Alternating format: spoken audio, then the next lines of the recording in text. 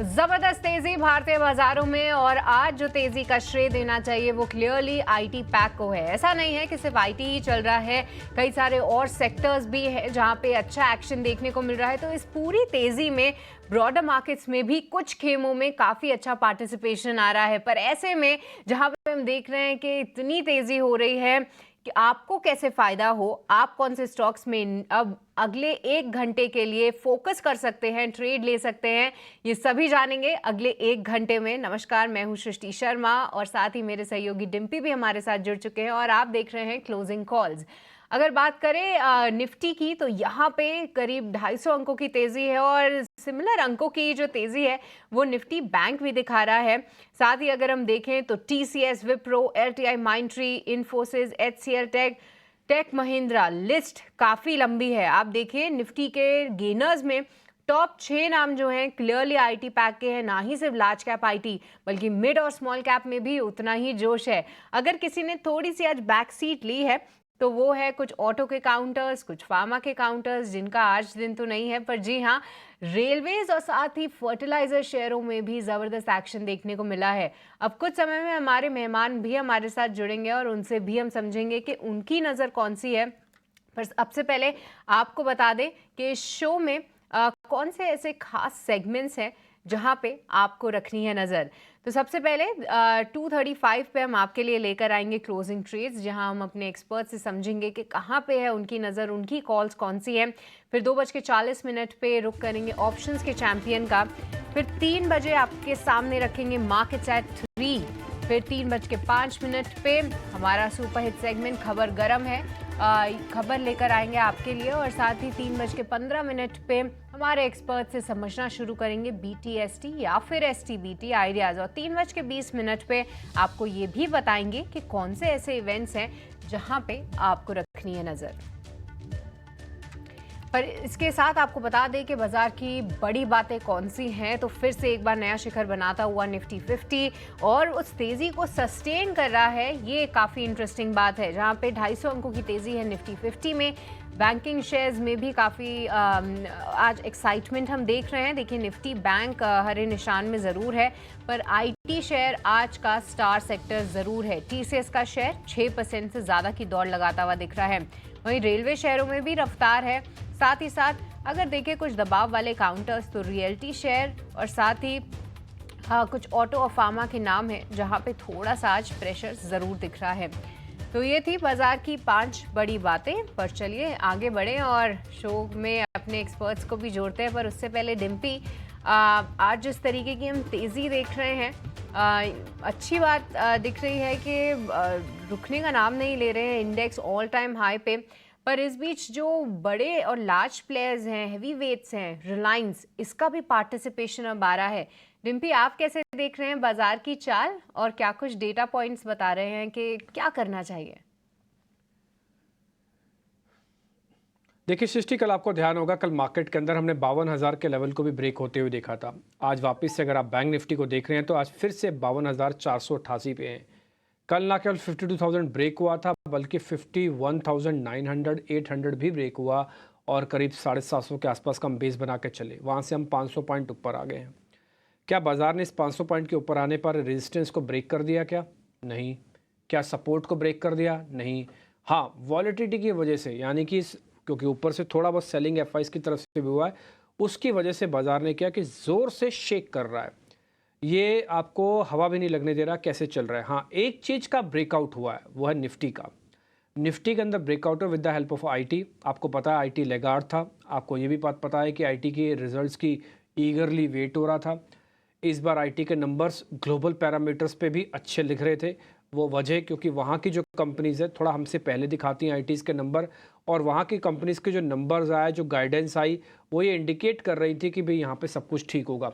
एक और अंदाज़ा आप लगा लीजिए कि कल नेस्डेक करीब 250 पॉइंट टूटा था ऊपरी स्तरों से, वहाँ पर 2.5%। उसके बावजूद भी यहाँ पे आईटी कंपनीज ने अच्छा परफॉर्मेंस दिया। ये सिर्फ टीसीएस की बात नहीं है। कल अगर आप एडीआर्स भी चेक करोगे तो एचसीएल टेक, इन्फोसिस, उनके एडीआर्स भी बाकायदा हाई पे बंद हुए हैं वहाँ पे। दूसरा पॉइंट, आज इंडियन मार्केट में टीसीएस का परसेंटेज आप देखो, आपको जो दिख रहा है सो दिखा, बट टीसीएस के अलावा भी और सारी कंपनीज ने भी आज पार्टिसिपेट किया है और बढ़िया चले।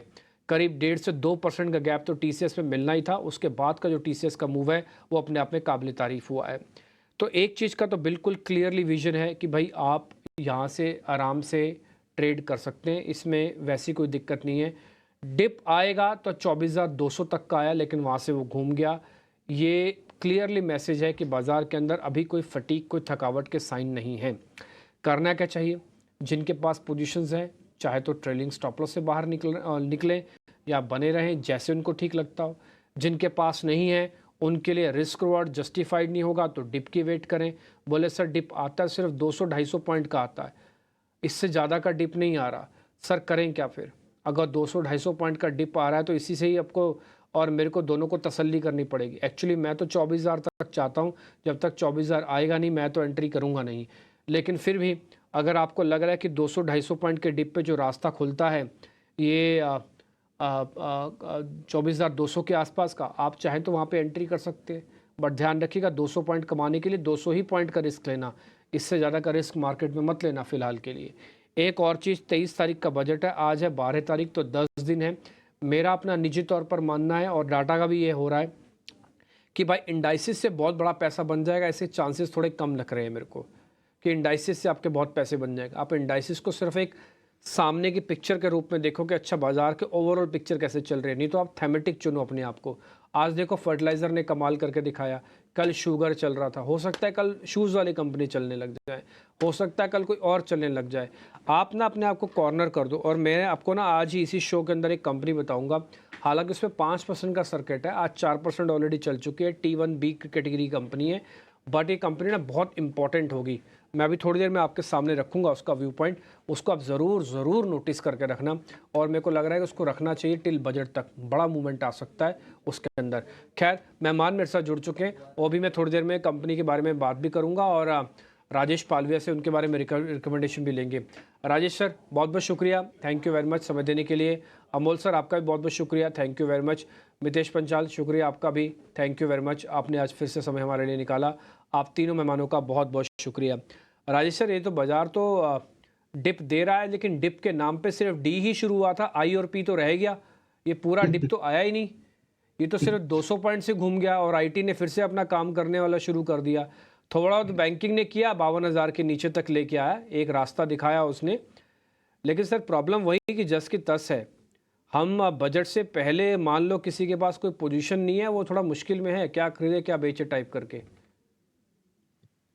गुड आफ्टरनून डिम्पी जी, गुड आफ्टरनून एवरीवन। सो देखिए मार्केट ने आज वापस न्यू ऑल टाइम हाई लगाया है और जो डिप का वेट कर रहे हैं वो मार्केट दे नहीं रहा है। क्योंकि मार्केट में इतना मनी फ्लो है और जिस तरीके से इन्वेस्टर्स यहाँ पे मार्केट में अपॉर्चुनिटी ढूंढ रहे हैं और जहां भी मार्केट में छोटी मोटी 100-200 पॉइंट की भी गिरावट मिलती तो सब अपने अपने रिस्क एपेटाइट के हिसाब से मार्केट में वापस बाइंग करने लगते हैं। तो मार्केट में कोई भी बड़ा करेक्शन या बड़ा डिप तो आ नहीं रहा है।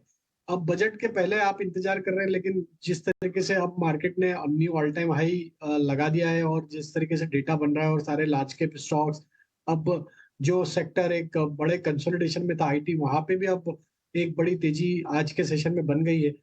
तो हमें लगता है कि मार्केट अब जिस तरीके का बिहेवियर यहाँ दिखा रहा है, हमें लगता है कि बजट के पहले कोई डिप शायद नहीं मिले और हो सकता है कि ये रैली बजट के पहले ही हमें 24,800 और 25,000 की तरफ भी बढ़ते हुए दिखे। तो कोई बड़ी बात नहीं होगी कि मार्केट शायद 25,000 का लेवल भी बजट के दिन तक लगाता हुआ दिखे हमको, क्योंकि अब जिस तरीके से आज भी शॉर्ट जो कॉल राइटर्स है वो ट्रैप होते हुए दिखे और एक अनवाइंडिंग देखने को मिली बड़ी।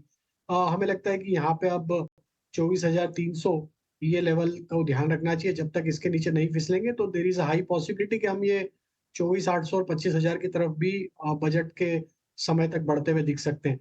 तो मार्केट ने ये डिसाइड कर लिया है कि कोई डिप ना देना है। जो भी डिप आपको मिलनी है वो स्टॉक स्पेसिफिक आपको जहाँ जो वैल्यूएशन के हिसाब से या आपके कंफर्ट जोन पे अवेलेबल है वहीं आपको अपनी बेट्स लेनी होगी और शायद ये मार्केट अभी कंटिन्यूटी रखेगा। कोई भी यहाँ पे गिरावट के साइन अभी देखने को नहीं मिले। हाल तो कोई गिरावट के साइन नहीं है और गिरावट के साइन आपको दिख भी नहीं रहे, कोई ना कोई आके सेक्टर बचा रहा है। जिस दिन थोड़ा बहुत रिलायंस और HDFC नीचे चले जाते हैं उस दिन अलग बात है, लेकिन वैसे बच जाते हैं। अभी हम ट्रेडिंग कॉल्स की शुरुआत कर रहे हैं, लेकिन कुछ शेयर ऐसे हैं जो कि एकदम से चले हैं। मैंने एक बार स्क्रीन पर दिखा देता हूँ। धानी सर्विसेज, हम पिछले 3-4 दिन से आपको ये शेयर नोटिस करवा रहे हैं। आपको ध्यान होगा 57-58 रुपये के आसपास से नोटिस करा रहे हैं। डिप आया था 53 तक, ये शेयर चला गया, लेकिन वापस से स्पीड से ऊपर आके 56 रुपये हो गया। 5% की तेज़ी एकाएक झटके में फिर से आई है इसके अंदर, और 7 लाख शेयर भी इसके अंदर आ गए हैं। तो थोड़ा ध्यान रखिएगा। मैं फिर से बताता हूँ, बहुत सारे शेयर सिस्टम में अभी भी ऐसे हैं जिनको ना तो आप महंगा कह सकते हैं, जिनको ना ये कह सकते हैं कि ये चले नहीं हैं, इनको ये भी नहीं कह सकते कि चलेंगे नहीं। बिल्कुल तैयार खड़े हैं, और एक दो शेयर में अभी और भी आपके सामने डिस्कस करूंगा, लेकिन पहले धानी सर्विसेज दिखाना था, वो मैं आपको दिखा देता हूँ। काफ़ी सारे लोग आज सुबह भी पूछ रहे थे इसके बारे में। कॉलर शो जब हमने खोला था 1 मिनट के लिए, तब भी काफ़ी सारे लोग कह रहे थे, तब भी यही राय बन के आई थी कि धानी सर्विसेज के अंदर आपको होल्ड करके रखना चाहिए। ये शेयर एक बड़ा मूव दे सकता है, आगे इसके बारे में जिक्र ज़रूर करेंगे। अब सृष्टि मेरे साथ ही हैं। सृष्टि, जरा ओपनिंग के ट्रेड लेना शुरू करें, तो आप जरा पूछ लीजिए कौन कौन से ओपनिंग के ट्रेड हैं। जी बिल्कुल, चलिए हमारे एक्सपर्ट से समझते हैं कि क्लोजिंग ट्रेड्स कहां पर आ रहे हैं उनके।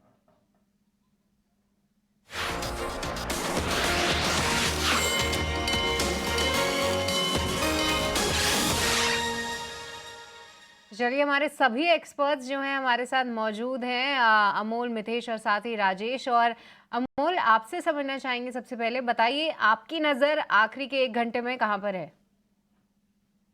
मुझे एक 40 अच्छा लग रहा है। 480 के आसपास मैंने पिक किया था, बट अभी जस्ट स्टॉक ने काफी बड़ा मूव दिया है। 487 के आसपास चल रहा है, but positional point of view से मुझे लग रहा है कि ये टेक्सचर जो बना है वो कंटिन्यू रहेगा। तो 500 और 505 तक के टारगेट्स निकल के आ रहे हैं, और स्टॉप लॉस है उसका 465 का। डेली और वीकली दोनों चार्ट्स में स्टॉक ने अच्छा खासा प्रॉमिसिंग रिवर्सल फॉर्मेशन किया है। मुझे तो ये टेक्सचर काफी बुलिश है। आई थिंक आने वाले दिनों में ये स्टॉक अपना जो मोमेंटम है वो पॉजिटिव साइड पे कंटिन्यू कर सकता है। दूसरा, मुझे जिंदल स्टील अच्छा लग रहा है, जो सपोर्ट्स लेवल पे अवेलेबल है। 1015 के आसपास ट्रेड हो रहा है, और पोजिशनली टारगेट इसमें निकल के आ रहे हैं 1085। इवन जो अगर यहाँ से रिवर्सल आता है तो स्टॉक 1100 तक के भी टारगेट्स दिखा सकता है। 985 उसका स्टॉप लॉस रहेगा। और एक मैं स्टॉक ऐड करूंगा, क्योंकि फोर्टिस थोड़ा सा चल गया है, तो मैं एक इंडसइंड बैंक के साथ जाना चाहूंगा पोजिशनल पॉइंट ऑफ व्यू से। तो 1435 के आसपास है अभी पोजिशनली। इसमें भी अगर बैंक निफ्टी में टर्न अराउंड होता है, 20 डे सिंपल मूविंग एवरेज के आसपास बैंक निफ्टी ट्रेड हो रहा है, यहाँ से अगर बाउंस बैक आता है तो इंडसइंड बैंक में भी एक बाउंस बैक आ सकता है। 1535 तक के टारगेट्स निकल के आ रहे हैं, और स्टॉप लॉस उसका रहेगा 1413 का। 3 कॉल्स अमोल की तरफ से जहां पे रखनी है आपको नज़र पर। मितेश, अब आपसे समझना चाहेंगे, बताइए आपके क्लोजिंग ट्रेड्स कहां पर है? Good afternoon Srishti ji, good Good afternoon डेपी जी, good afternoon to the panelist और दर्शकों को भी वेरी गुड आफ्टरनून। 3 स्टॉक्स हैं जो सिस्टम और मेथड ने आइडेंटिफाई किए हैं, तीनों मिड कैप काउंटर्स है। पहला है बीकाजी फूड्स। कहीं ना कहीं पूरी ये स्पेस में एक बहुत ही स्ट्रॉन्ग मोमेंटम देखा गया है पिछले 1 वीक में। तो 700 है, 700 के ऊपर एक स्ट्रॉन्ग जो कंफर्मेशन है वो सिस्टम और मेथड के हिसाब से मिला है। तो यहाँ पे 708.50 के ऊपर बीकाजी फूड्स लेने की या खरीदारी करने की सलाह रहेगी। स्टॉप लॉस यहाँ पे रहेगा 680 का। पहला टारगेट रहेगा 750 का, दूसरा टारगेट रहेगा 780 का। दूसरा है डिलीवरी। अगर आप डिलीवरी का चार्ट देखो तो वहां पे भी एक 375 के ऊपर बेस्ड ऑन सिस्टम और मेथड एक बहुत ही स्ट्रॉन्ग कंफर्मेशन मिला है। तो डिलीवरी में 379 के ऊपर बाय साइड ट्रेड फॉर्मेशन करने की सलाह रहेगी। यहाँ पे आपका स्टॉप लॉस रहेगा 360 का। पहला टारगेट रहेगा 410, दूसरा टारगेट रहेगा 420 का। और लास्ट है टाटा इन्वेस्टमेंट। टाटा इन्वेस्टमेंट में बहुत ही एक लंबे कंसोलिडेशन के बाद अबाउट 6400 एक कंफर्मेशन मिला है अप ट्रेंड का। तो यहाँ पे डेली और वीकली चार्ट के हिसाब से टाटा इन्वेस्टमेंट में करंट लेवल के ऊपर एट द CMP 6560 खरीदने की सलाह रहेगी। यहाँ पे स्टॉप लॉस रहेगा आपका 6325। पहला टारगेट रहेगा 6900, दूसरा टारगेट रहेगा 7100 का।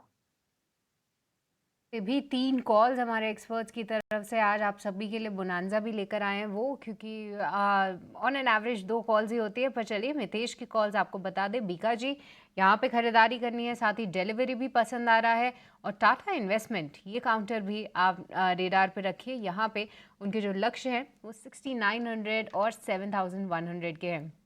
राजेश, अब आपसे समझना चाहेंगे, जैसा कि आप बता रहे थे कि कोई मौके नहीं दे रहा है बाजार, तो इस ऐसे सेटअप में कहाँ पे आप खरीदारी करेंगे? गुड आफ्टरनून सृष्टि। गुड तो आफ्टरनून। देखिए, तीन स्टॉक आइडियाज है। पहला स्टॉक सीमेंट सेक्टर से डालमिया भारत। तो ये स्टॉक में एक कंसोलिडेशन का ब्रेकआउट आज डेली चार्ट पे होते हुए दिखा है। स्टॉक में आज के मूव के बाद स्टॉक अपने 50-डे मूविंग एवरेज, 100-डे मूविंग एवरेज के ऊपर सस्टेन होते हुए दिख रहा है। जिस तरीके से अब अपने एक कंसोलिडेशन रेंज का ब्रेकआउट, प्रीवियस स्विंग हाई का ब्रेकआउट यहाँ पे होते हुए दिखा है, हमें लगता है डालमिया भारत में एक मोमेंटम यहाँ पे बनते हुए दिख सकता है टुवर्ड्स 1990, 2010। ये टारगेट हमें लगता है ट्रेडिंग पॉइंट ऑफ व्यू से आते हुए दिख सकते हैं। स्टॉप लॉस रखेंगे करीब 1905 के आसपास। दूसरा स्टॉक फार्मा से हमें पसंद आ रहा है, वो है डॉक्टर रेड्डी का। काफी सारे फार्मा स्टॉक्स में हमने पिछले दिनों में देखा कि एक अच्छा मोमेंटम बना है। डॉक्टर रेड्डी का अभी ये जो मूव बना है, ये स्टॉक ने अब ऑलमोस्ट अपने प्रीवियस स्विंग हाई का ब्रेकआउट यहाँ पे करते हुए दिखा। मंथली चार्ट पे ये सेकंड कंसेक्यूटिव मंथ है जहाँ पे हायर हाई लो फॉर्मेशन बनते हुए दिख रहे हैं। स्टॉक ने फैब 2024 के स्विंग हाई को भी अब यहाँ पे क्रॉस किया है। जिस तरीके के यहाँ पे तेजी बनी है डॉक्टर रेड्डी में, यहाँ पे लॉन्ग बिल्टअप डेरिवेटिव डेटा में भी देखने को मिला है। यहाँ पे हम एक्सपेक्ट कर रहे हैं टारगेट 6800 और बियॉन्ड 6800 भी जा सकता है। हालांकि स्टॉक पिछले 10 मिनट में काफी तेजी से ऊपर आया है। डॉक्टर रेड्डी पे बाय करने की सलाह। स्टॉप लॉस होगा यहाँ पे 6620 के आसपास। तीसरा स्टॉक जो कि एक large cap stock, Reliance industry, हमें यहाँ पे पसंद आ रहा है। रिलायंस इंडस्ट्री में जिस तरीके के सेटअप बने हुए हैं और स्टॉक अपने वापस प्रीवियस स्विंग हाई को क्रॉस करने के लिए यहाँ पे पेनिट्रेट करते हुए दिख रहा है, ऑल टाइम हाई ट्रेजेक्टरी की तरफ बढ़ते हुए दिख रहा है। हमें लगता है रिलायंस इंडस्ट्री में एक अच्छा मूव यहाँ से बनते हुए दिख सकता है। 3270 तक के टारगेट हम एक्सपेक्ट कर रहे हैं। स्टॉप लॉस होगा 3180 का। ऑलराइट, तो यहाँ पे भी 3 लार्ज कैप जो हैं राजेश के रेडार पे हैं, और साथ ही अगर हम देखें तो रिलायंस पे भी बुलिश हैं। तो आप समझ ही गए होंगे कि अगर रिलायंस में तेज़ी देखने को मिलती है तो अब निफ्टी की तेज़ी के लिए भी एक बार तैयार ज़रूर हो जाए, क्योंकि टीसीएस जैसे काउंटर्स तो कंट्रीब्यूट कर ही रहे हैं। पर आईटी की अगर हम बात करें तो ना ही सिर्फ टीसीएस, पूरे पैक में ज़ोरदार तेज़ी देखने को मिल रही है। आप देखिए, लार्ज कैप्स तो अपना पूरा योगदान दे ही रहे हैं, पर साथ ही मिड कैप और स्मॉल कैप में भी एक्साइटमेंट है। क्या कुछ तेज़ी की वजहें हैं आईटी स्पेस में? आइए अब समझते हैं, और अनीशा जुड़ चुकी हैं ये पूरी एनालिसिस लेकर। अनीशा। जी हाँ, काफ़ी तेज़ी देखने को मिल रही है आज आईटी स्टॉक्स में, और इसका रीज़न ये है कि टीसीएस के नतीजे जो हैं उम्मीदों से बेहतर आए हैं। Constant currency growth came in at 2.2% versus the expectation of 1.4%, तो काफ़ी बीट था on the top line, and street बहुत ही म्यूटेड एक्सपेक्टेशंस के साथ जा रहा था। Secondly, what is positive is the fact that company ने बोला है कि almost all verticals and all geographies have come back to growth. So BFSI जो थोड़ा वीक था उसमें साइंस है रिवर्सल के, हाईटेक जो पहले बहुत क्वार्टर से म्यूटेड चल रहा था उसमें भी साइंस है थोड़े रिवर्सल के, तो वो भी एक पॉजिटिव है। नॉर्थ अमेरिका की बात करें तो अभी मैनेजमेंट कह रहा है कि ऐसे कोई कन्विंसिंग साइंस नहीं दिख रहे हैं जिसकी वजह से वो ग्रोथ कॉल आउट करें या बॉटम कॉल आउट करें या टर्न अराउंड कॉल आउट करें। बट उन्होंने ये ज़रूर बोला है कि जब इलेक्शंस पूरे हो जाएंगे यूएस में, एटलीस्ट क्लैरिटी इमर्ज होगी और उसके चलते थोड़ा पिकअप आ सकता है in the second half of the year. Also अगर हम एआई के बिज़नेस की बात करें, वहाँ पे भी उनका जो बिज़नेस है काफ़ी बढ़ गया है। $1.5 बिलियन का पाइपलाइन है, एंड ओवरऑल पाइपलाइन की भी बात करें तो जो मैनेजमेंट है उन्होंने बोला है कि डिस्पाइट डील बुकिंग्स, जो उनका पाइपलाइन है, फनल है डील्स का, वो उन्होंने काफ़ी अच्छे से मेंटेन करके रख रखा है, हिस्टोरिक हाई के क्लोज पे है। इनफैक्ट उन्होंने ये भी बोला है कि काफ़ी लार्ज डील्स पाइपलाइन में है। इस क्वार्टर में जो हमें डील थोड़ा सॉफ्ट दिखा है $8.3 बिलियन, वो प्योरली इसके लिए है क्योंकि डिले हुआ है थोड़ा साइनिंग्स में, तो उसका ट्रिकल डाउन इम्पैक्ट शायद Q2 Q3 में आएगा।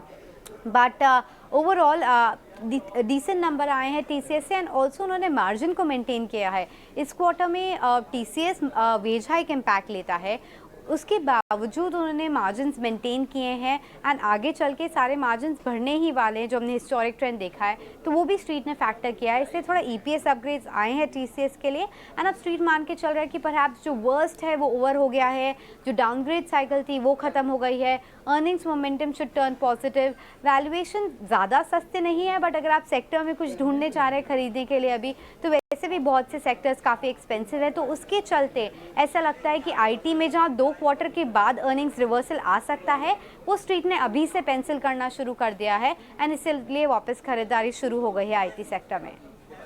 ऑलराइट, बहुत बहुत शुक्रिया अनीशा, काफ़ी डिटेल्ड और काफ़ी सरल भाषा में समझाने के लिए कि क्यों इस बार टीसीएस की अर्निंग्स जो कि उम्मीद से थोड़ी बेहतर ज़रूर आई थी, क्यों उसको लेकर इतना एक्साइटमेंट है। और आप देखिए, ना ही सिर्फ टीसीएस, पूरे आईटी स्पेस में टीसीएस के नतीजों ने जोश भर दिया है। पर चलिए, इसी के साथ वक्त चला एक छोटे से ब्रेक का, आप कहीं मत जाएगा। हम जल्द लौटेंगे ढेर सारे स्टॉक्स और सेक्टर्स पे चर्चा करनी है हमारे एक्सपर्ट्स के साथ, पर ब्रेक के उस पर।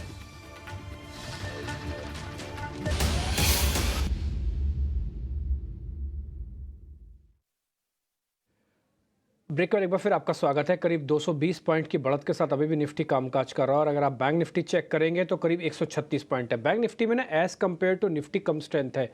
वजह आपको पता है, आईटी स्टॉक्स हैं, इसके अलावा तो कुछ और खास अभी दिख भी नहीं रहा और आईटी की वेटेज भी है। बड़े प्लेयर चल रहे हैं, टीसीएस, इन्फोसिस, तो छोटे प्लेयरों ने भी दम भर रखा है। आज शाम को एसएल टेक के भी नंबर आ जाएंगे, तो अलग अलग तरीका है। अभी थोड़ी देर पहले अनीशा भी आपको पूरी जानकारी दे रही थी कि क्यों टीसीएस के नंबर्स को ठीक माना जा रहा है। खैर, हम आगे बढ़ते हैं। नितलेश पावस्कर एक आपको ऑप्शंस का ट्रेड और दे देते हैं, उसके बाद एक रेलवे काउंटर्स के बारे में चर्चा करूंगा। रेलवे के काउंटर बहुत बढ़िया चल रहे हैं, लेकिन एक काउंटर ऐसा भी है रेलवे का जो भी बहुत अच्छा नहीं चला, लेकिन वो सबसे इंपॉर्टेंट काउंटर्स में से एक है। अभी आपको बताऊंगा। पहले एक बार जरा नितलेश पावस्कर से हम ऑप्शंस का ट्रेड देख लेते हैं।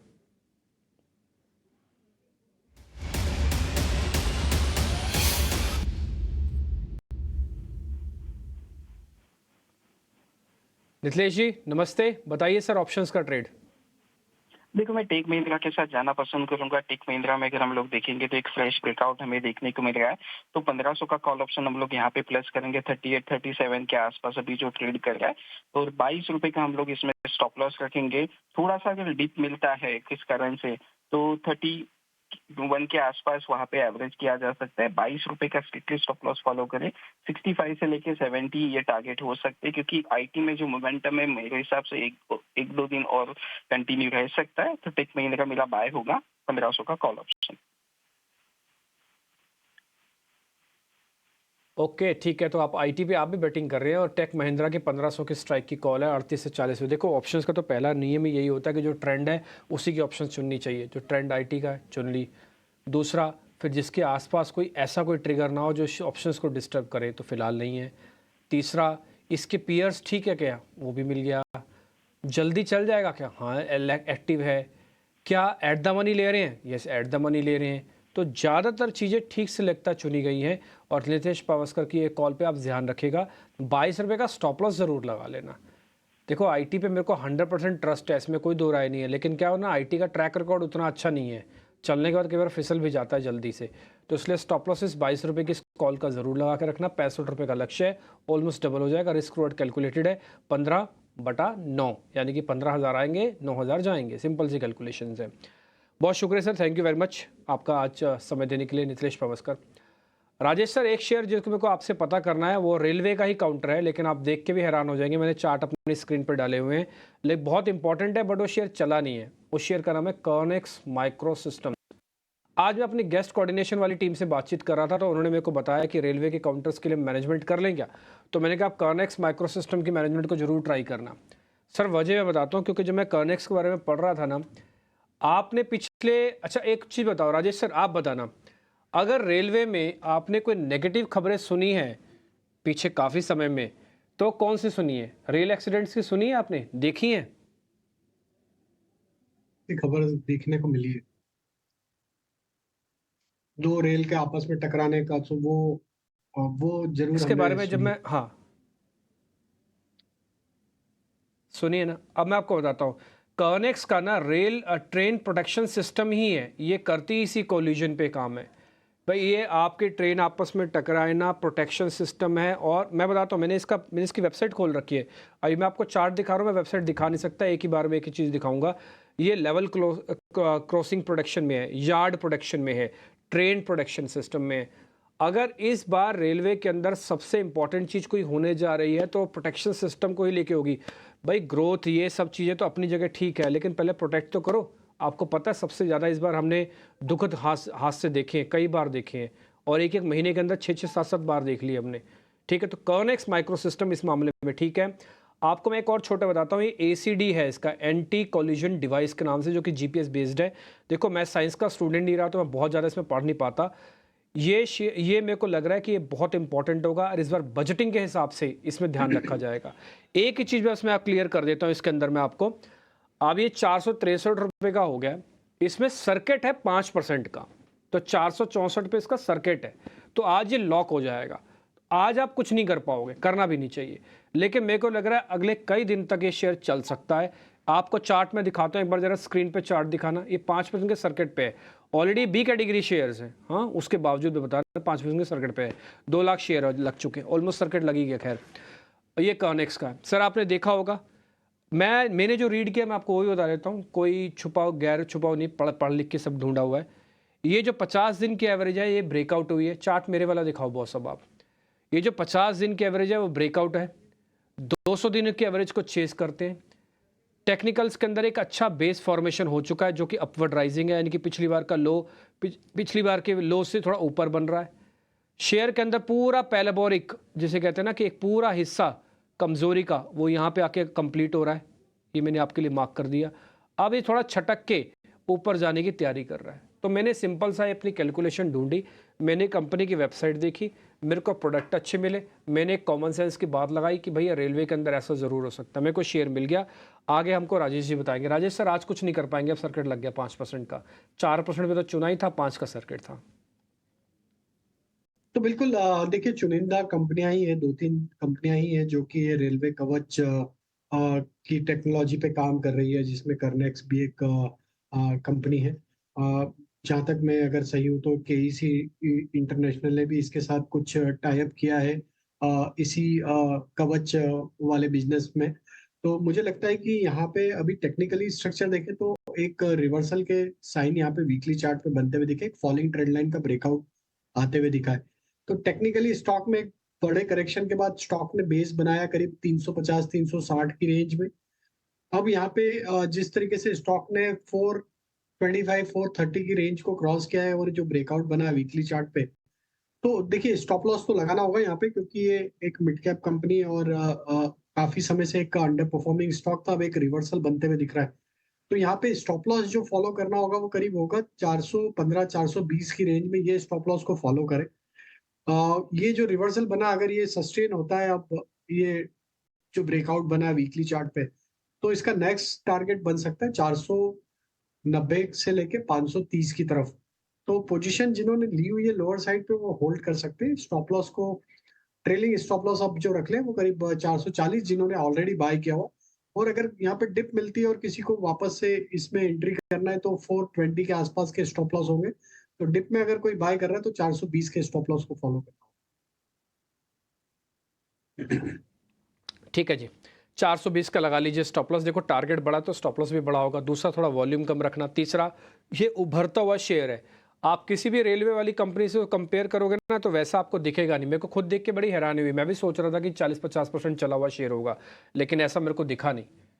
ये शेयर अभी तो निचले स्तरों से सिर्फ रिकवरी कर रहा है, और हमने चार्ट के जरिए, खबर के जरिए, वेबसाइट भी हमने देखी सारा। मैं आपको बताता हूँ, मैंने खुद इसकी वेबसाइट अभी भी खोल रखी है, और मेरे को इसके अंदर दिख रहा है कि ACD कॉल्यूजन डिवाइस है इनके पास, कोई ट्रेन शील्ड के नाम से कुछ प्रोडक्ट है जो कि कॉल्यूजन से बचाता है। ये सारी चीज़ें मैंने तो बहुत बेसिक सी चीज़ लगाई है। हम कोशिश करेंगे कर्नेक्स माइक्रो सिस्टम्स की मैनेजमेंट को भी लेके आने का, ताकि वो आएँ और अपनी बात रख पाएँ कि ऐसा कुछ हो रहा है। क्योंकि देखो गवर्नमेंट इस चीज़ को रोकना चाहती है, कोई भी चीज़ ख़राब नहीं करना चाहती, इमेज भी ख़राब होती है, बाहर की तस्वीरें लीक होती हैं फिर, है ना। तो ये चीज़ तो बेसिक नीड में से है ना, सेफ्टी। तो मेरे को लगता नहीं सेफ्टी के साथ कोई कॉम्प्रोमाइज़ होगा। इस शेयर को ज़रूर ध्यान रखा जाए। मैंने सिर्फ नोटिस किया, अगले आने वाले दिनों में देखते हैं क्या होता है। एक स्टैंडर्ड डिस्क्लोजर भी चला दीजिए मेरा और मेरे चैनल की तरफ से कि भाई हमने सिर्फ इस शेयर को देखा, समझा, उसके पीछे की लॉजिक आपको बता दिए, चार्ट आपको दिखा दिए, रिसर्च एनालिस्ट से पूछ लिया, बता दिया, सब कुछ कर दिया। फिर भी अपने वित्तीय सलाहकारों से आप पूछ के काम करना। सिर्फ उनको बता देना कि हमने ईटीना स्वदेश पे चैनल देखा था, वहाँ पे हमको एक खबर है शेयर के बारे में है, जो आपको जैसे गाइड करें। मान लो आप मना कर देते हैं, मत लेना, फिर आप बस पूछ लेना कि क्यों मना कर रहे हो आप, ठीक है ना, अदरवाइज नहीं तो कोई दिक्कत नहीं है। रोहन मेहता इस बीच मेरे साथ जुड़ चुके हैं। रोहन जी नमस्ते, thank you very much. Sir आपकी ये एनुअल मीट होती है क्या कोई, जिसमें आप रिव्यू करते हो? आपकी रिव्यू मीटिंग हुई है क्या कोई रिसेंटली? या सो हम every quarter we do a review meeting के कहाँ पे मार्केट हमको लग रहा है और कहाँ पे हमारा ज़्यादातर हमारा थॉट प्रोसेस है इन्वेस्टमेंट निवेश के लिए। रिव्यू करते हो कि सर प्रीव्यू भी करते हो? Sorry, I missed your voice. नहीं, रिव्यू करते हो कि प्रीव्यू भी करते हो? आगे का भी कैलकुलेशन डालते हो? नहीं, दोनों करना पड़ता है ना सर, बिकॉज़ अपॉर्च्युनिटीज़ तो होल्डिंग में है वो भी है और आगे की भी अपॉर्च्युनिटीज़ देखनी पड़ेगी। ठीक है सर, डन। तो मेरे को आगे की अपॉर्चुनिटी बताओ सर। जो हो गया वो तो खैर हमको परसेंटेज में दिख जाएगा, लेकिन आगे क्या होने वाला जरा वो गाइड करो सर आप। सो आप अगर देखो बहुत इंटरेस्टिंग मार्केट में एक स्ट्रक्चर है जहाँ पे everything is not doing good. हर एक सेक्टर का हर एक टाइम है, जैसे आज आपने देखा, आप बात कर रहे थे टीसीएस रेल की, पर मुझे ऐसा लग रहा है कि कहीं पे भी द मोमेंटम वहाँ पे जहाँ पे वैल्यू बहुत दिख रही है। तो आईटी हमने लास्ट 1-2 महीने से we were seeing IT to be now on reversal side. So IT में हमको थीम परसिस्टेंट है, ओरेकल फाइनेंशियल्स है, वहाँ पे दिख रही है। कंस्ट्रक्शंस में बहुत अच्छी थीम दिख रही है, जैसे हो गया एनसीसी, हो गया वेगन्स, हो गया सो इंफ्रास्ट्रक्चर साइड में अच्छी थीम दिख रही है। सो बहुत स्टॉक स्पेसिफिक चीज़ देख रहे हैं, पर यहाँ पे एक चीज़ नहीं हम इवेट करना चाहते, जो हमने लास्ट टाइम भी बात की है, कि वैल्यूएशंस बहुत चीज़ के बहुत हेवी हो गए हैं। आप देखो, सिर्फ बहुत सिंपल पॉइंट से देखो कि बहुत सारे स्टॉक्स 200 डीएमए से, जो टेक्निकल पॉइंट से, एक बेसिक टेक्निकल पॉइंट है, वहाँ से बहुत डिफर हो गए हैं। So we are seeing themes जहाँ पे 15-15, 17-17 साल से कुछ नहीं हुआ है, प्रॉफिट बहुत बढ़ गया है वही टाइम पे, तो वही थीम्स देख रहे हैं। पर अगर बहुत स्ट्रक्चरली बढ़ गई है, तो वहाँ पे हम थोड़ा इवेट कर रहे हैं, बिकॉज़ ऊपर की साइड थोड़ी लिमिटेड दिख रही है, पर करेक्शन आएगा तो that would be a good time to put money into.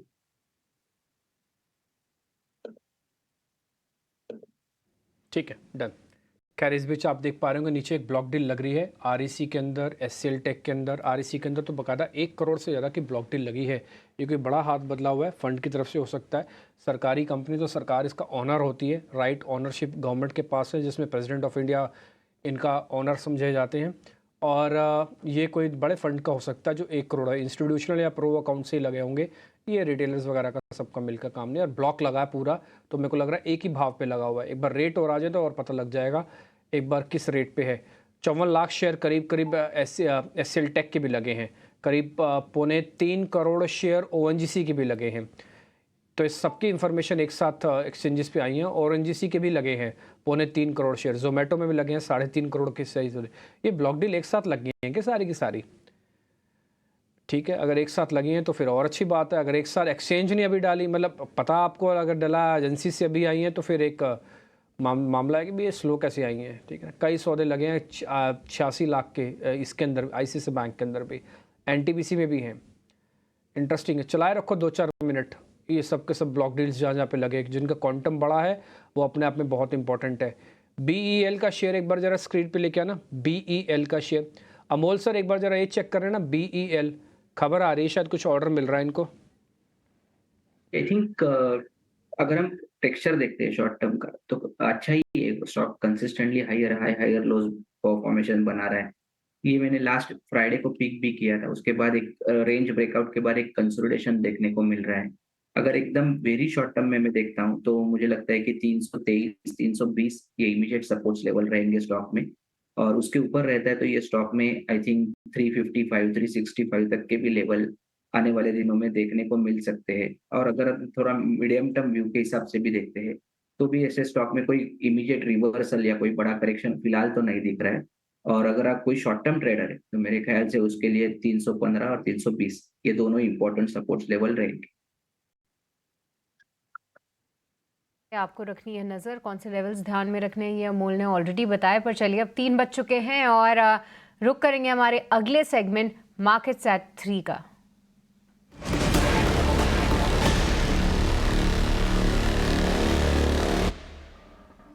तो मार्केट सेट 3 यानी कौन से ऐसे स्टॉक्स हैं जो कि फोकस में है, ये बताने के लिए हमारे साथ गौरव जुड़ चुके हैं। गौरव, बताइए कहाँ पे दिख रहा है फिलहाल एक्शन?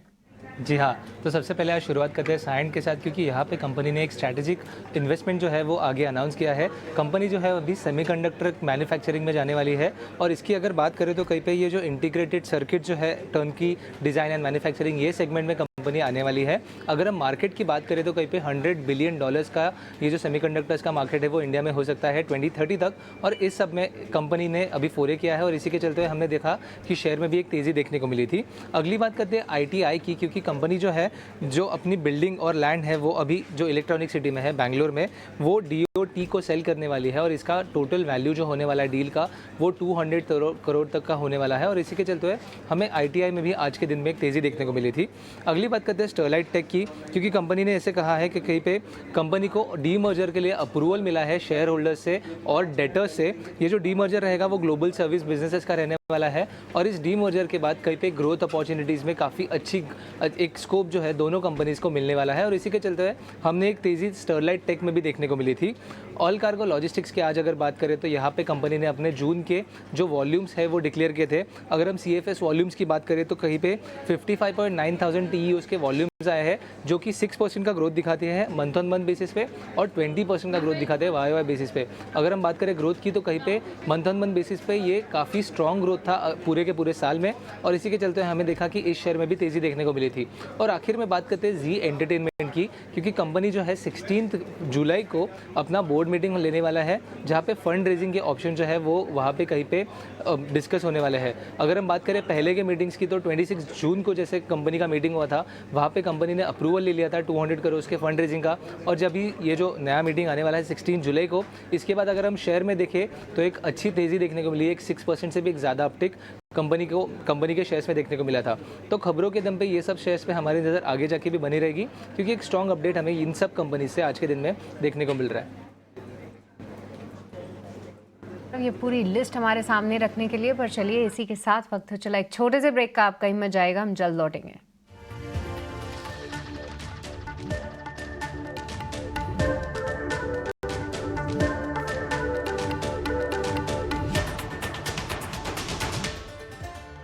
ब्रेक के बाद आपका स्वागत है क्लोजिंग कॉल्स में। और इस बीच देखिए, जैसा कि हम हाईलाइट भी कर रहे थे शो की शुरुआत में, कि बैंकिंग में उतनी स्ट्रेंथ नहीं दिख रही है। हालांकि जब हमने शो शुरू किया था 2:30 बजे 250 अंकों की तेजी थी निफ्टी बैंक में, पर अब लाल निशान में फिसलता हुआ निफ्टी बैंक अपनी बढ़त तो गवाई ही, साथ ही लाल निशान में डेज लो पे आता हुआ निफ्टी बैंक। और वहीं अगर निफ्टी 50 की बात करें, हालांकि ऊपरी स्तरों से वो भी थोड़ा हल्का हुआ है, पर कहीं ना कहीं 24,500 को होल्ड करने में अभी भी कामयाब है निफ्टी 50।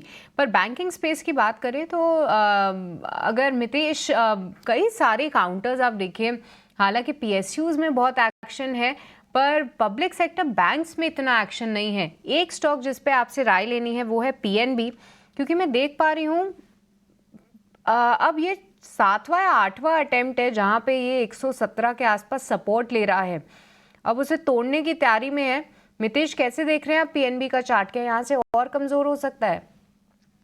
डेफिनेटली जी, एज पर हमारी जो अंडरस्टैंडिंग है, ये स्टॉक जो है वो around 115 on the down side और 130 ऑन द अपसाइड, ये एक रेंज में स्टॉक ट्रेड कर रहा है। तो जब तक आइदर साइड की रेंज ब्रेक नहीं होगी तब तक एक नई ट्रेडिंग रेंज में स्टॉक एंटर नहीं होगा। तो हमारे हिसाब से I think 115 is a very strong support. Let us look at it कि अगर डेली चार्ट के ऊपर ये 115 मेंटेन करता है कि नहीं। हमारे हिसाब से वहां से एक स्ट्रॉन्ग सपोर्ट, वहां से एक स्ट्रॉन्ग बाउंस आना चाहिए स्टॉक्स में। तो definitely 115 is a very strong support. Let us see to it, अगर वो ब्रेक करता है तो स्टॉक 100 की ओर जाएगा, और अभी 130 तो बहुत दूर है। तो let us see to it कि 115 स्टॉक जो है वो तोड़ता है कि नहीं तोड़ता है। 115 ये लेवल जो है आपको ध्यान में रखना है। पर मितेश, अगर शॉर्ट के मौके ढूंढने हैं तो क्या बंधन बैंक में कोई व्यू आप यहाँ पे शेयर कर पाएंगे? क्या यहाँ पे फ्रेश शॉर्ट करना चाहिए? मैं क्यों कह रही हूँ, देखिए ये बैंकिंग के ये बैंक के पर्टिकुलरली जो फाइनेंशियल्स हैं अभी तक इतने अच्छे नहीं रहे हैं। मुझे याद है पिछले हफ्ते कंपनी ने अपने ऑपरेशनल अपडेट्स दिए थे, कुछ मैनेजमेंट चेंज की भी खबरें थी, बहुत पॉजिटिव बताई जा रही थी, पर कुछ भी मोमेंटम इसमें नहीं दिखा। 200 के ऊपर सबको लग रहा था कि और अच्छा करेगा, वो तो लेवल तोड़ा ही मितेश। अब अपने पिछले 2 दिनों के लो को भी तोड़ने की तैयारी में है। क्या यहाँ पे शॉर्ट करें या यहाँ पे भी कुछ सपोर्ट लेवल्स हैं उनको ध्यान में रखें? सृष्टि जी, आपने बहुत ही इंटरेस्टिंगली ये पूरे पॉइंट को रखा है, क्योंकि ये जो चीज है वो मुझे 2008 की याद दिला रही है, जहाँ पे लीमन ब्रदर्स जो है वो हर रोज आके बोलता था कि हमारी बैंक स्ट्रांग है, हमारी बैंक्स में कोई तकलीफ नहीं है, and the stock is testing lower लोज।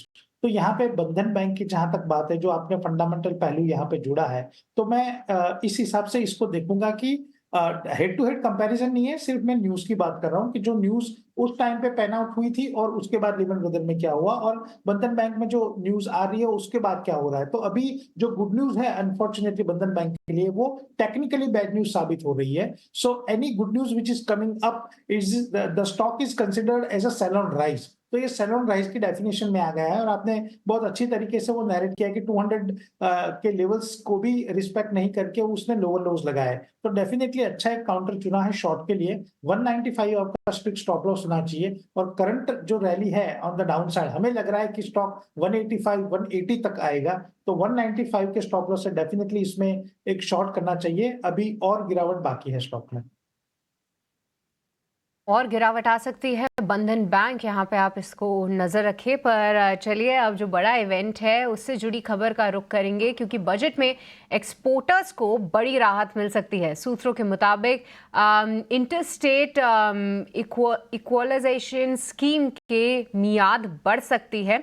आइए जानते हैं कि क्या है पूरी खबर। प्रकाश प्रियदर्शी हमारे साथ जुड़ चुके हैं पूरी डिटेल्स लेकर। प्रकाश, देखिए, सूत्रों के हवाले से जो जानकारी हमें मिल रही है उसके हिसाब से सरकार आगामी बजट में एक्सपोर्टर्स के लिए राहत के ऐलान कर सकती है। सूत्र हमें बता रहे हैं कि इंटरेस्ट इक्वलाइजेशन स्कीम का जो बेनिफिट है उसकी मियाद को बढ़ाया जा सकता है। जैसा कि आपको पता है कि ये जो स्कीम है वो 30 जून 2024 को ख़त्म हो चुकी है, लेकिन कॉमर्स मिनिस्ट्री की तरफ से और साथ ही साथ इंडस्ट्री की तरफ से भी इस बात की सिफारिश की गई है कि इस स्कीम का जो बेनिफिट है इस स्कीम की वजह से एक्सपोर्टर्स को काफ़ी फ़ायदा हो रहा था, लिहाजा इस स्कीम को एक्सटेंड करने की ज़रूरत है। सूत्र हमें बता रहे हैं कि इस स्कीम की मियाद को 3 से 5 साल तक बढ़ाया जा सकता है, ताकि एक्सपोर्टर्स को और ज़्यादा राहत मिले।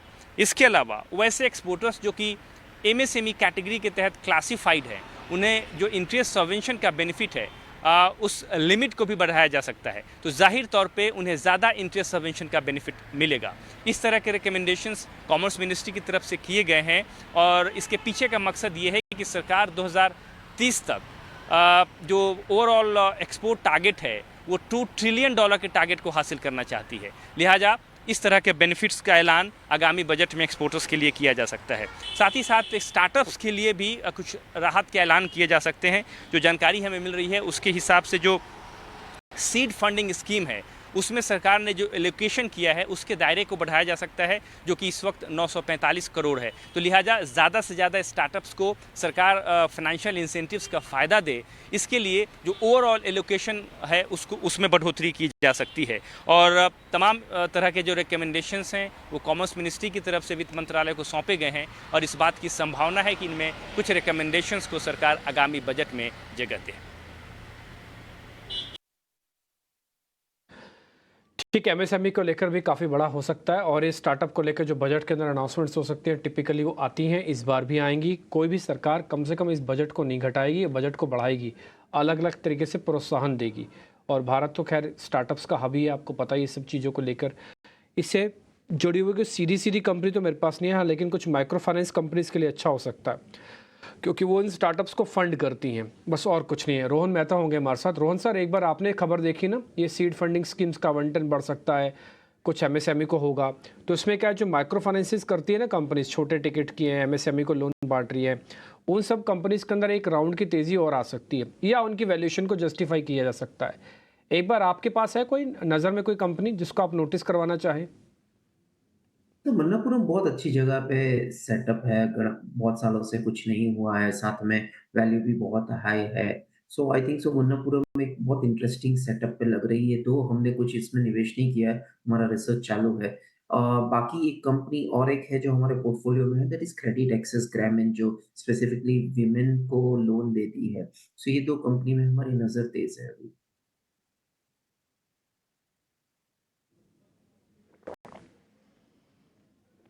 ओके ठीक है, क्रेडिट एक्सेस और एक मनापुरम के बारे में आप बता रहे हैं। एक्चुअली मनापुरम तो फाइनेंस करती है, लेकिन वो गोल्ड के अगेंस्ट भी करती है। तो Manappuram Muthoot gold financing companies भी है, ओवरऑल उनका डिवीजन दूसरे तरह के लोन्स का भी है। मनापुरम फाइनेंस बकायदा इस समय डेज हाई पे आके कामकाज करते हुए। बट एनी हाउ एक दो शेयर और भी है मेरे लिस्ट में जहाँ पर हम थोड़ा और नोटिस करेंगे। आज मैं अपनी लॉन्ग शेयर वाली शीट्स यानी कि एफ&ओ की जो लॉन्ग पोजीशंस हैं वो देख रहा हूँ, और उसमें एक दो शेयर्स मेरे को मिल रहे हैं। बस उनको मेरे को ये पता करना है BTST करना है कि नहीं करना। ठीक है, एम्फेसिस जरा स्क्रीन पे लेके आई। एम्फेसिस एम से शुरू होगा। अमोल सर जरा BTST का दोगे इस पे राय, एम्फेसिस पे? जी जरूर। आज तो रेंज ब्रेकआउट ओवरऑल आईटी भी अच्छा चला है। अभी भी अगर थोड़ा सा ऊपर से थोड़ा सा सेलिंग प्रेशर आया है, बट फिर भी 4.78% अप है। आई थिंक मोमेंटम कैरी रहने के चांसेस यहाँ से दिख के आ रहे हैं। 2640 जो मोमेंटम चेस करते हैं उनके लिए I think 2640 stop loss level रहेगा। उसके ऊपर रहता है तो not only for Monday but overall भी पोजिशनली भी ये स्टॉक 2800 तक के लेवल के लिए जा सकता है। एक शेयर और है, मैंने उसको जरा नोटिस किया हुआ है, कोलपाल का शेयर, कोलगेट पामोलिव। हाँ जरा स्क्रीन पर दिखाना। मितेश भी एक बार जरा ये शेयर आप देखना। मेरे को मार्केट के नेचर के हिसाब से डिफेंसिव कम एग्रेसिव शेयर्स दोनों का कॉम्बिनेशन चाहिए, और इसमें आके फिट बैठता है ये। चार्ट अच्छा है, बढ़िया वाला चार्ट है इसका, मैंने आवरली डेली सब देख लिया इसका। और दूसरा डेरिवेटिव्स के डाटा के अंदर आज लॉन्ग पोजीशंस बनी है, वॉल्यूम भी ठीक है। एक बार जरा आप देख के बताइए सर। नहीं सर, बहुत ही बढ़िया चुनाव है आपका, क्योंकि कोलपाल के अंदर 3000 के ऊपर एक बहुत ही स्ट्रॉन्ग मोमेंटम है, तो डेफिनेटली करंट लेवल के ऊपर खरीदने की सलाह रहेगी। 3000 आपका स्टॉप रहेगा। अगर 2 या 3 दिन के लिए अगर होल्डिंग है पोजीशन, तो अराउंड 3090 3120 3090 3120 के टारगेट्स आने चाहिए। बहुत ही स्ट्रॉन्ग मोमेंटम है। ठीक है, बढ़िया, तो लगा दीजिए इस पे स्टैम्प। फिर कुछ और शेयर्स भी हैं, मैं फटाफट से पूछता जा रहा हूँ। 3-4 शेयर हैं, 3 टेक्निकल एनालिस्ट है, तीनों तस्वीरों में दिखा दीजिए। राजेश सर, अमोल जी और मितेश भाई, फटाफट से बता दीजिए। प्रोड्यूसर साहब बस आपको अगले 3-4 मिनट में ना सिर्फ स्टैंपिंग करनी है, सुनते जाना, अकॉर्डिंगली उसके स्टैंप लगाते जाना। राजेश सर आपसे कर रहा हूँ जरा मैं शुरू। बजाज फिनसर्व, BTST रखना है क्या करना है सर, जरा देख लो आप। अवॉइड करेंगे, अभी भी कंसोलिडेशन में, तो इसको अभी अवॉइड करेंगे एट दिस मोमेंट। BTST के लिए ये प्रॉपर स्टॉक नहीं है। ठीक है, छोड़ देते हैं सर, अवॉइड की कैटेगरी का हमने लगा दिया स्टैंप। एक है DBL दिलीप बिल्डकॉन। मितेश जी जरा जल्दी से देख के बताइएगा, ये शेयर चल सकता है हमारे हिसाब से, ब्रेकआउट कैंडिडेट है, बहुत बढ़िया चलेगा, आप देख लो, हमारे कहे पे मत जाना।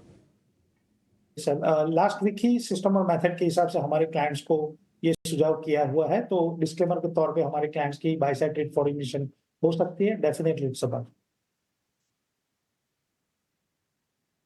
इट्स अ बाय का स्टैंप लगा दो, थोड़ा पोजीशन ही होल्ड करो। और खुद मितेश जी ने अपने क्लाइंट्स को दे रखा है, मेरे को याद आ गया, इन्होंने 3 शेयर बताए थे उस दिन, और उसमें से एक दिलीप बिल्ड कौन था। मैं अभी आपको दूसरे शेयर्स भी बता दूंगा उस दिन कौन कौन से शेयर हमने डिस्कस किए थे। एक काम और करना अमोल सर, आप जरा जब तक वो बता दीजिए, IRCTC BTST और थोड़ी पोजीशन लेके रखने हैं क्या? जी बिल्कुल, हायर बॉटम फॉर्मेशन है। आई थिंक 1020 और 1010 सपोर्ट से ये टेक्सचर प्रॉमिसिंग लग रहा है। 1080 और 1100 पोजिशनल टारगेट्स निकल के आ रहे हैं। आप ही कह रहे हो तो इसको कर दें बाय, तो इसको लगा दीजिए बाय के स्टैंप। और इसको BTST भी करना चाहे तो भले BTST भी लोग कुछ करना चाहें तो कर सकते हैं। एक शेयर और है मेरे लिस्ट में, उस शेयर का नाम है एशियन पेंट। एक बार राजेश सर आप चेक करना, चल तो गया है वैसे एशियन पेंट काफ़ी, क्या आपको लगता है अभी भी होल्ड करना चाहिए टिल बजट तक? देखिए सभी पेंट स्टॉक में मोमेंटम तो बना है। स्टॉक में रिस्क टू रिवॉर्ड के हिसाब से देखें तो फेवरेबल है, यहाँ पे बाय करना। स्टॉक है, क्वालिटी स्टॉक है, तो यहाँ पे बाय किया जा सकता है। स्टॉप लॉस होगा करीब 2980 के आसपास। ठीक है, एक शेयर तो बिल्कुल चलने के लिए तैयार है, बट पता नहीं क्यों मायूस कर रहा है। अगर ये नहीं चला ना तो फिर मेरे को बड़ा दुख होगा। बजट से पहले चलना चाहिए। मेरा अपना टारगेट 325 का, मैं 10 दिन से शेयर के बारे में बोल रहा हूँ। कोई आदमी मेरे से ये भी कह सकता है सर आप 10 दिन से बोल रहे हो शेयर तो आपका चल नहीं रहा। अच्छा बॉस, चल नहीं रहा लेकिन टूट भी तो नहीं रहा। उस शेयर का नाम है एक्टिव कैंपस एक्टिव वेयर के नाम से, आपको याद होगा। हमने 3 ही आपको शूज़ वाली कंपनी बताई थी। एक खादिम बताई थी जो इंट्राडे में उस दिन 10-15% चल गया। फिर एक बाटा आपको नोटिस करवाया था, वो भी चला, डेरिवेटिव्स कॉन्ट्रैक्ट था। एक शेयर ये भी नोटिस करवाया था। आप इसका दिखाओ हफ्ते भर का चार्ट भी, ये ना जाने क्या हो गया, 295 पे ऐसी चुंबक सी लगी हुई है, ना ऊपर जाने दे रहा है ना इसको नीचे जाने दे रहा है। थक सा गए अब तो देख देख के। कई बार लगता है कि क्यों पैसा पार्क किया, कुछ भी नहीं है। आप देखो 7 दिन के अंदर बाजार कहाँ से कहाँ पहुँचा है। ये शेयर के अंदर 4 रुपये की मूवमेंट है, ऊपर नीचे सब कैलकुलेट भी कर लो तो 10 रुपये की मूवमेंट है। सर फंस सा गया है। मितेश ये चलेगा कि नहीं चलेगा? हम तो बहुत थक गए हैं अब 2 दिन में और देखूंगा, 2 दिन के अंदर नहीं चला तो फिर थैंक यू वेरी मच कर देंगे। Sir thank you very much, definitely कर देना, लेकिन तब तक एक ही लेवल का ध्यान रखना, वो है साइकोलॉजिकल लेवल 300। अगर 300 आ जाए तो उसके बाद अगर डेली के ऊपर या आवरली के ऊपर 300 भी अगर मेंटेन हो जाता है तो सर दूसरा टारगेट है 330 340। बहुत ही अच्छा स्टॉक आपने चुना है, लेकिन आई थिंक स्टॉक आपकी पेशेंस को टेस्ट कर रहा है। जिस दिन सर 300 क्रॉस हुआ इमीडिएटली 330 340 के लेवल्स आएंगे।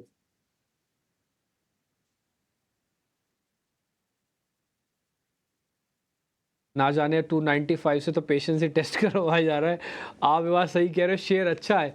पता है सर मैं आपको बताऊँ क्या है, मेरे पास ना एक सोर्स बेस्ड इन्फॉर्मेशन है ना, उसमें ये है कि इस बार ना शूज़ की कंपनीज को थोड़ा बूस्टर किया जा सकता है। उसमें सारी जो डोमेस्टिक शूज़ कंपनी है ना उन सबको बेनिफिट हो सकता है। उसमें खादिम है, मेट्रो ब्रांड है, कैंपस एक्टिवेयर है ना, ये सारे के सारे। इसमें बाटा तो चलो मैं 1 मिनट के लिए एमएनसी भी समझ लूँ 1 मिनट के लिए, लेकिन ये सारी कंपनीज अच्छी। अच्छा ये सब ना ऐसे भी नहीं है कि धुआंधार चले हुए शेयर है। फिर इनका ये बात सही कह रहे हो सर, आप मेरे पेशेंस टेस्ट करवा रहा हो। मेरे को 10 दिन हो गए सर इस शेयर को देखते हुए। अमूमन मैं ऐसे शेयर देखता नहीं कि जिसमें मेरे को 10 दिन वेट करनी पड़े, लेकिन फिर भी हो रही है सर। इसलिए मैं 2-3 दिन और देखूंगा और 300 वाला लेवल भी आपका नोटिस कर लूँगा। 2 दिन में 300 के पार नहीं हुआ तो फिर मैं इसको थैंक यू वेरी मच कर दूंगा। मैं खुल्ला बोल रहा हूँ आपके सामने, भाई मेरे पेशेंस का तो जवाब दे रहा है ये। ठीक है सृष्टि, क्लोजिंग की तरफ बढ़े। बिल्कुल, बस कुछ ही मिनट रह गए हैं क्लोजिंग के लिए, बट उसके पहले एक बार क्विकली, क्योंकि आज रेलवेज जो है काफ़ी फ्लेवर में है, एक बार आईआरसीटीसी पे भी राय जानना चाहेंगे। राजेश जी, क्या आईआरसीटीसी ये काउंटर चलने के लिए तैयार है? तो पटरी पे आता है और उसके बाद फिजल आउट हो जाता है इसका मोमेंटम। क्विकली एक बार आपका टेक इस काउंटर पे। तो आई थिंक जो रेलवे में जो थीम प्ले हो रही है वो इंफ्रा से रिलेटेड थीम प्ले हो रही है। आईआरसीटीसी जरूर रेलवे से प्रॉक्सी प्ले है। और टेक्निकली अगर हम देखें तो यहाँ पे 1060 इसके लिए मेजर चैलेंजिंग लेवल है। जब तक वो क्रॉस नहीं होता है थोड़ा ये कंसोलिडेट होते हुए दिखेगा। 1060 के ब्रेकआउट के बाद 1100 तक की तेजी इसमें आते हुए दिख सकती है। डाउन साइड में अभी जो स्टॉप लॉस रखना होगा लॉन्ग साइड के ट्रेड का वो करीब होगा 1015 के आसपास। तो ये काउंटर जो है आपको ध्यान में रखना है। पर इसके अलावा एक बार क्विकली मनापुरम फाइनेंस पे भी राय लेना चाहेंगे। देखिए आपको याद होगा कि पिछले पूरे हफ्ते हमने इसके ब्रेकआउट को डिस्कस ज़रूर किया था, क्योंकि 205 के ऊपर ये काउंटर जल्दी निकलता नहीं है, डिसाइसिवली जल्दी नहीं निकलता है। उस दिन काफ़ी स्ट्रॉन्ग मोमेंटम के साथ निकला था। अमोल, अब जो 5% की तेज़ी हम इसमें ऑलरेडी देख रहे हैं, क्या यहाँ से और भी कुछ तेज़ी की उम्मीद की जाए, या फिर जिन लोगों ने चैनल देखा हो, क्या पता ट्रेड लिया हो, इन स्तरों पे थोड़ा सा प्रॉफिट बुक भी कर लेना सही रहेगा? जी आई थिंक अगर शॉर्ट टर्म टेक्सचर देखेंगे तो प्रॉमिसिंग ही लग रहा है और तेजी होने के चांसेस यहाँ से देख के आ रहे हैं, क्योंकि आज बुलिश कैंडल है, ब्रेकआउट है और डिसेंट वॉल्यूम एक्टिविटी है। बट आई थिंक किसी ने पहले ही लिया है तो I think partial profit booking ठीक रहेगा। फ्रेश बाइंग यहाँ पे मैं थोड़ा सा वेट एंड वॉच करूंगा। और जो बाकी पोजीशन जो होल्ड कर रहे हैं उनके लिए मेरे ख्याल से 215 और 216 ये 2 इंपॉर्टेंट लेवल है, उसके ऊपर रहता है तो आई थिंक ये बुलिश टेक्सचर ब्रेकआउट जो बना हुआ है कंटिन्यू रहेगा। ठीक है जी, क्लोजिंग की तरफ आ गए हैं। 200 पॉइंट के करीब निफ्टी की क्लोजिंग है। पूरा मैं 200 पॉइंट में से करीब 150 पॉइंट दे सकता हूं आईटी को, और मैं 50 पॉइंट दूंगा किसी और शेयर्स को, जिनकी वजह से उसमें रिलायंस की वेटेज को भी आप काउंट कर लो, जैसी भी आपको ठीक लगता है वो भी आप काउंट कर सकते हो। लेकिन आज आईटी ना होता तो आज निफ्टी भी करीब 100-200 पॉइंट तो ऊपर नहीं ही होता। ये बात आप अच्छे से समझते हो। अब आप पहली स्क्रीन पे देखो, जो भी शेयर यहाँ पे फायर हो रहे हैं ना, उसमें आईटी का दबदबा, आईटी का इंडेक्स अपने आप में 4% ऊपर है। अभी तो सिर्फ एक कंपनी का नंबर आए हैं टीसीएस के, अभी तो और कंपनीज के नंबर आना बाकी हैं। सभी इसी लीग में रह गए, सबने अपना अपना योगदान दिया, तो ये और चल सकता है। ठीक, तो इसलिए आईटी इंडेक्स ने नया ब्रेकआउट भी करवाया, 24,500 के आसपास क्लोजिंग भी करवा रहा है।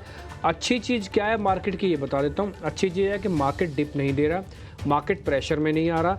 मार्केट ने 200 पॉइंट नीचे दिखाया, लेकिन उसको एक ही दिन के अंदर कवर भी करके दिखा दिया। ये बाजार की ताकत है, ये बाजार की लिक्विडिटी है। बाजार में एफआईज की होल्डिंग अभी भी जो 78% लॉन्ग खड़ी है, उसकी ताकत दिखाती है। आपको डिप नहीं मिल रहा। दूसरा पॉइंट, बैंक निफ्टी थोड़ा अलग थलग इसलिए पड़ा हुआ है क्योंकि उसने एक बार पहले भी टेस्ट करके दिखाया, थोड़ा फ्री फॉल जैसा हो गया था कल जब वो 52,000 को तोड़ रहा था। आज थोड़ा बहुत हेल्प मिली है, बट वो ठीक है, वो देखते हैं अभी क्या होता है। अभी तो इसमें कन्फ्यूजन है कि ये नीचे जाएगा कि ऊपर।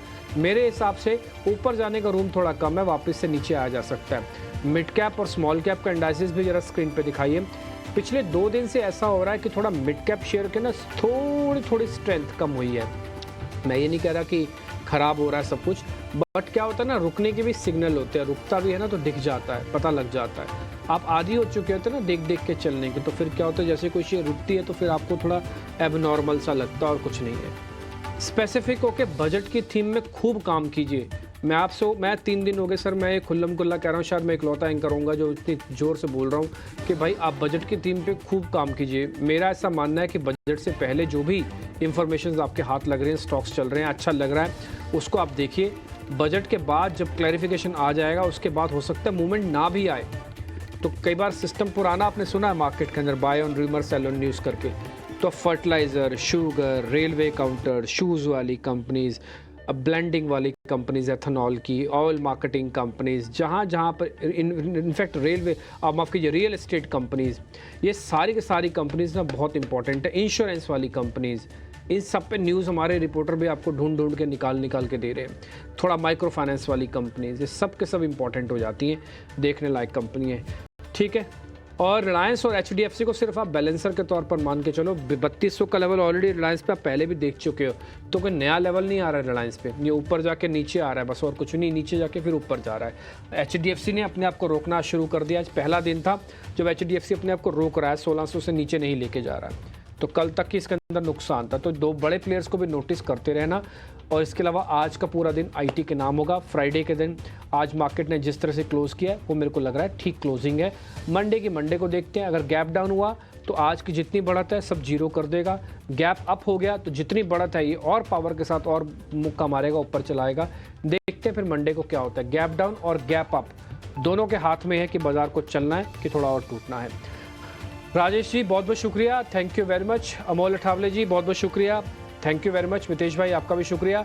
डिस्क्लोजर देते जाइएगा सर। राजेश सर आपकी तरफ से कोई डिस्क्लोजर? तो जिन भी शेयरों पे हमने बात करी उसमें मेरा कोई पर्सनल निवेश नहीं है। जरूर हमारे क्लाइंट्स की पोजीशन उसमें हो सकती है क्योंकि हम एक ब्रोकिंग कंपनी को रिप्रेजेंट करते हैं, तो काफ़ी सारे स्टॉक्स हम अपने क्लाइंट्स के साथ समय समय पर रिकमेंड करते रहते हैं। ठीक है, डन। मितेश भी आपका डिस्क्लोजर?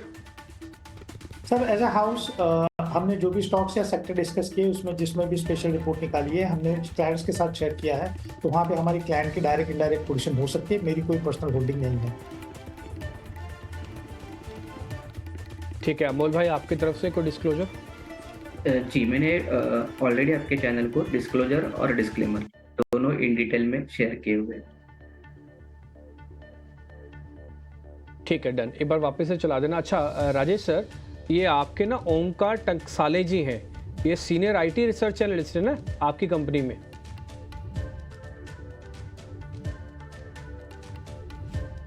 राजेश सर आवाज आ रही है आपको?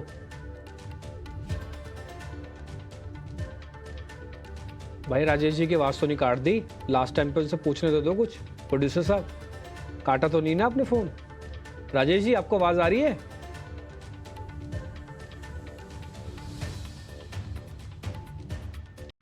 उन तक बात नहीं पहुंच